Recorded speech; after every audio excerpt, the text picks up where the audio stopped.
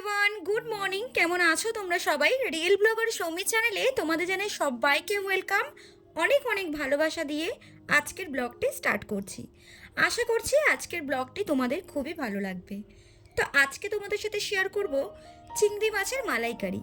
সবসময় আমাদের কাছে নারকেল কিন্তু অ্যাভেলেবেল থাকে না, তো আজকে নারকেল ছাড়াই কিভাবে চিংড়ি মাছের মালাইকারি করব সেটাই তোমাদের সাথে শেয়ার করব। তো ফার্স্টেই আমি এখানে 5 পিসের মতো গলদা চিংড়ি নিয়ে নিয়েছি। আর ভালো করে মাছটাকে কিন্তু আমি ভালো করে ছাড়িয়ে নুন হলুদ কিন্তু মাখিয়ে নেব। তো মাছটাকে ছাড়ানো কীভাবে হয় সেটা আগে তোমাদের সাথে শেয়ার করে নিই। তো দেখো এইভাবে কিন্তু আঁশটা বের করে আর পিঠের দিকে যে সরু একটা সুতোর মতো থাকে সেটা কিন্তু আমরা বের করে নেবো একটা কাঁচির সাহায্যে। আর এখানে কিন্তু আমি ঘিলুটা জাস্ট বের করে নিয়ে আঁশ কিন্তু আমি পুরোটা ছাড়াবো না, কিছুটা আঁশ কিন্তু আমি রেখে দেবো। মানে মাছের পিছনের দিকটা কিন্তু আমি আঁশগুলো রেখে দেবো। ওপরের দিকটা ভালো করে পরিষ্কার করে নিয়ে মাথার দিকটা আমি ভালো করে পরিষ্কার করে নিয়েছি। নিয়ে ভালো করে কিন্তু নুন হলুদ মাছটাতে মাখিয়ে নিয়েছি। আর এখানে নিচ্ছি পেঁয়াজ আর কিছুটা আদা আর দুটো তিনটে লঙ্কা। ভালো করে দেখো আমি বেটে নিয়েছি। আর তারপরে একটা ফ্রাই প্যানের মধ্যে তেল গরম করে নিয়েছি, নিয়ে এক এক করে কিন্তু মাছগুলো আমি ভেজে নিয়েছি। তো এখানে আমি চিংড়ি মাছগুলো ভেজে নিচ্ছি। আর চিংড়ি মাছ কিন্তু তেলে দিলেই লালচে কালারের হয়ে যায়। আর চিংড়ি মাছ আমি এখানে জাস্ট এপিট ওপিট করে ভেজে নেব, বেশিক্ষণ ভাজবো না, কারণ বেশিক্ষণ ভাজলে কিন্তু চিংড়ি মাছগুলো শক্ত হয়ে যেতে পারে। তো তারপরে ওই একই তেলে আমি ফোড়নের জন্য এখানে নিয়ে নিয়েছি তেজপাতা, গোটা গরম মশলা, 5খানা লবঙ্গ এবং 4খানা এলাচ। এলাচগুলো আমি একটু ফাটিয়ে দেবো। আর মিনিমাম 30 থেকে 40 সেকেন্ডের মতো ভালো করে কিন্তু আমি একটু নাড়াচাড়া করে নেব।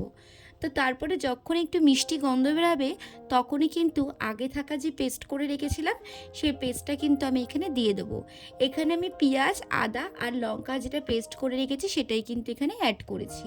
তো ভালো করে দেখো পেঁয়াজের কাঁচা গন্ধটা চলে গেলে আমি কিন্তু ভালো করে কষিয়ে নেব। দেখবে কালারটাও কিন্তু খুবই সুন্দর আসবে, পেঁয়াজের রঙটা একটু ঠিক বাদামি কালারের আসবে। তারপরে আমি এখানে অ্যাড করব রসুন বাটা।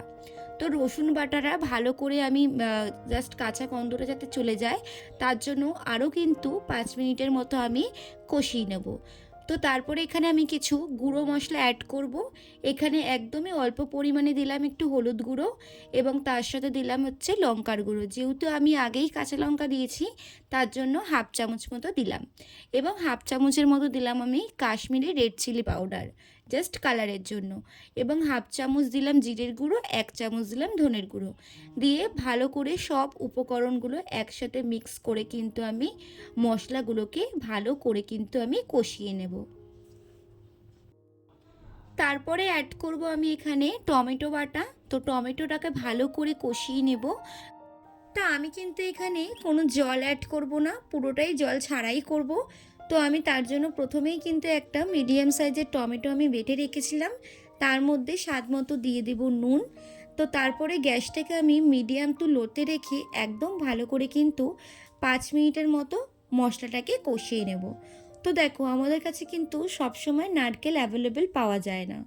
তো আজকে আমি নারকেলের অল্টারনেটিভ হিসাবে আজকে আমি এখানে ব্যবহার করব রেডিমেড কোকোনাট মিল্ক, যেটা কিন্তু এখন বাজারে অনেক ধরনের কিন্তু ব্র্যান্ডের কোকোনাট মিল্ক কিন্তু পাওয়া যায়। তোমরা চাইলে কিন্তু এটা কিনে এনে তোমরাও কিন্তু এটা দিয়ে করতে পারো বা প্রয়োজন মতো ইউজ করতে পারো, আবার যখন অন্য কিছু করবে তখন কিন্তু এটা আবার দিতে পারো।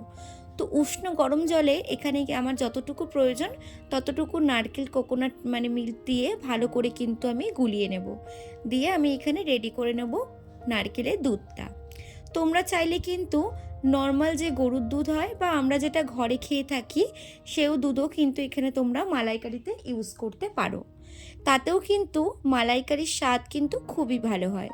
তো যেহেতু মশলাটা একটু শুকিয়ে এসেছিলো ওর জন্য আমি একটুখানি নারকেলের দুধ দিয়ে ভালো করে কিন্তু মশলাটাকে আরেকটু কষিয়ে নেব 2 থেকে 3 মিনিটের মতো।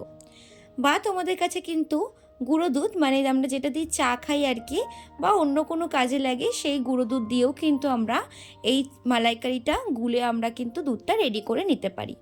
তাতেও কিন্তু মালাইকারির স্বাদটা খুবই ভালো হয়। তো আমরা এখানে রেডিমেড কোকোনাট মিল্কই অ্যাড করেছি, অসম্ভব সুন্দর হয় আর খুবই টেস্টি হয়।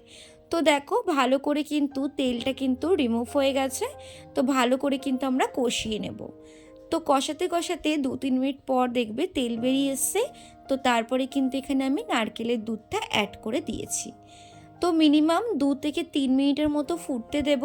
তারপরে কিন্তু একটু একটু করে আমি কিন্তু এর মধ্যে দিয়ে দেবো চিনি। এখানে সামান্য পরিমাণে একটু চিনি অ্যাড করব। তারপরে আমি এখানে দেবো একটু গরম মশলার গুঁড়ো, যাতে করে গরম মশলার সাথে গ্রেভিটা সুন্দর একটা স্মেল আসে। তো এবার দেখো আমার এখানে কিন্তু মশলাটা পুরোটাই রেডি হয়ে গেছে। তারপরে এখানে আমি দিয়ে দেব সেই ভেজে রাখা চিংড়ি মাছগুলো, দিয়ে ভালো করে কিন্তু আমি নাড়াচাড়া করে নেব। দিয়ে এবারে মিনিমাম 5 থেকে 6 মিনিটের মতো কিন্তু আমি এখানে হতে দেব।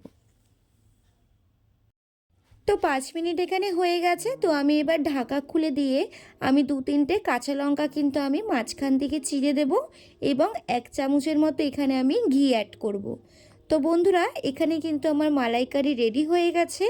যদি আজকের রেসিপিটি ভালো লেগে থাকে তাহলে অবশ্যই লাইক কমেন্ট শেয়ার করতে কিন্তু কেউ ভুলো না। আর আমার চ্যানেলে যদি কেউ নতুন হয়ে থাকো বলবো প্লিজ সাবস্ক্রাইব করে দিও এবং পাশে থাকা বেল আইকনটি ক্লিক করে দিও। তো সাবস্ক্রাইব করার অনুরোধ রইল। আর আজকের ভিডিওটি যদি ভালো লাগে লাইক আর কমেন্ট করতে কিন্তু কেউ ভুলো না।